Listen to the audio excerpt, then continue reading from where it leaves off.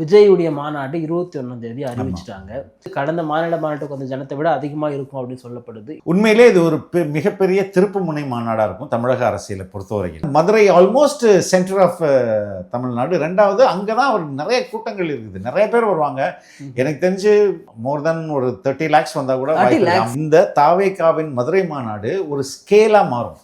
இந்த மாநாட்டை கம்பேர் பண்ணி தான் இனி வரும் மாநாடுகளை, கூட்டத்தையும் வெற்றியையும் தோல்வியையும் அது கம்பேர் பண்ணுற அளவுக்கு ஒரு கீ மைல்ஸ்டோன் ஈவெண்ட்டாக இருக்கும்னு நான் நினைக்கிறேன். முதல் மாநாடு பெரிய ஒரு ஹைப் இருக்கும். ஒரு நடிகர் அரசியல் கட்சி தொடங்கி இருக்காரு, வெகுஜன மக்கள் கூட போய் பார்ப்பாங்க. ஆனா ஏற்கனவே ஒரு விஷயம் தான் பார்த்தாச்சு, இதுக்கப்புறம் போய் பார்த்து என்ன பண்ண போறோம்? ஏன்னா அப்படின்னா கோயம்புத்தூர் தான் அவ்வளோ கூட்டம் வந்துச்சு ரோட் ஷோக்கு. விஜயை ஒரு மிகப்பெரிய மாற்றாக எதிர்பார்க்குறாங்க மக்கள், அதனால டெஃபினட்டாக போவாங்க. மதுரை மாநாட்டுக்கு அப்புறம் தொடர்ச்சியாக மக்கள் பயணம், மக்கள் சந்திப்பு அப்படின்றதான் சொல்லியிருக்காங்க. அது எப்படி செய்யறாருன்னு பார்ப்போம். இல்லை சார், அதுக்கப்புறம் 2 வருஷம் ஆகுது, இன்னமும் வீட்லயே இருந்தா எப்படி சார் அது? ஏங்க அது நீங்க கவலைப்படுறீங்க?